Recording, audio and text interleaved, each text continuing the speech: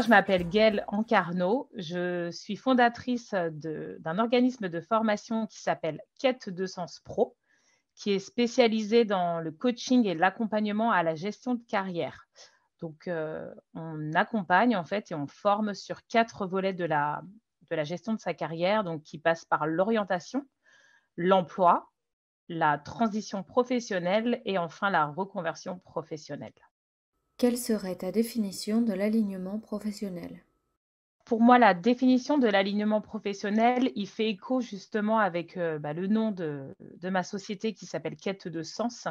Parce que pour moi, se sentir à sa place au travail et se sentir aligné, ça passe justement par ce mot «sens» autour de ces 3 définitions, qui sont selon moi, le sens, autour de la signification. Donc pourquoi aujourd'hui tu te lèves le matin? Pourquoi tu travailles?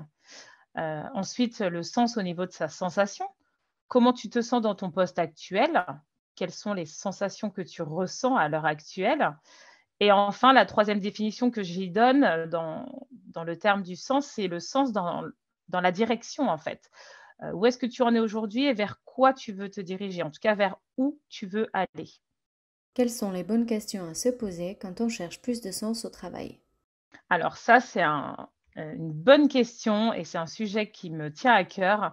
Pour moi, en fait, l'alignement professionnel, il se joue sur, ce sens que je viens de t'expliquer, mais également aussi sur le fait de s'interroger régulièrement, sur ses sensations et j'aime bien, en fait, en coaching, accompagner les personnes à aller s'interroger sur leur météo interne, en fait. Je vais leur poser, en fait, souvent la question de comment tu te sens là, à l'instant T. Qu'est-ce que tu ressens?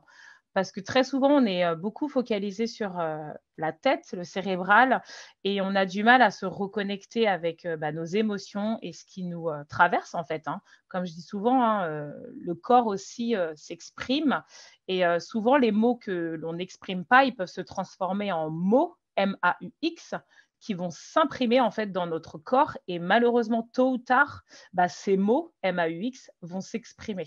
Donc c'est très important de prendre régulièrement le temps de s'interroger en fait sur sa météo interne. Quels conseils donnerais-tu au RH ou manager pour détecter un signal faible chez l'un de leurs collaborateurs? Le conseil que je donnerais qui peut sembler, très simple et facile de prime abord, c'est cette notion d'aller communiquer en fait avec ses équipes. Parce que parfois on est tellement pris dans nos engagements du quotidien qu'il nous arrive en fait d'avoir des maladresses qui peuvent être lourdes de conséquences, pour, ses collaborateurs. Je vais te partager une anecdote, d'une de mes coachées qui me l'a dit, récemment. En fait, elle se sentait très, très mal au travail. Elle avait un besoin là de se rapprocher de sa N+1 pour pouvoir en parler et malheureusement, elle était en période de clôture puisqu'elle est dans le domaine, de la finance et en fait, sa manager l'a carrément renvoyée bouler en lui disant: «Là, c'est pas le moment, en fait». Et tu vois, ça semble anodin, mais combien traversent, des situations comme ça inconfortables au travail, alors qu'à un moment donné, tu as juste envie de prendre le temps avec, ton responsable hiérarchique pour déposer quelque chose là que tu as sur le cœur, en fait. Et malheureusement, c'est pas le temps, donc qu'est-ce qui se passe? C'est comme un dossier, en fait, que tu as voulu ouvrir, mais qu'on t'a dit: «Non, pour l'instant, tu le laisses fermer» et en fait, par-dessus, on va aller entasser d'autres dossiers et les semaines passent, les mois passent, les années passent et parfois, tu arrives à un point de rupture, hein, qui s'appelle le burn-out.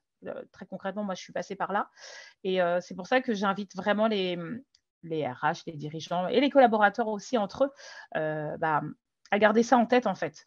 On fait tous partie, du même bateau et c'est important de pouvoir se poser, à un moment donné et de pouvoir, aussi, tout simplement faire le point sur, son état d'être parce que sinon, on risque de se retrouver tout seul, de ramer et puis voire même de faire couler le navire donc ça semble simple comme ça, dit comme ça, de dire: «Il faut communiquer» mais en fait, on prend pas toujours le temps. Un dernier conseil ou une anecdote professionnelle à nous partager? Oui, je dirais pour continuer là sur cet exemple, c'est important en fait de parler de cette vision d'entreprise. Moi, je trouve que quelles que soient nos relations, à un moment donné, il faut refaire le point en fait de là où on en est, de là où on a envie d'aller et de ce pourquoi en fait on fait partie de cette entreprise. Au départ, on a tous signé, pour un contrat avec une mission qui nous était propre et une vision à laquelle on croyait, à laquelle on est attaché.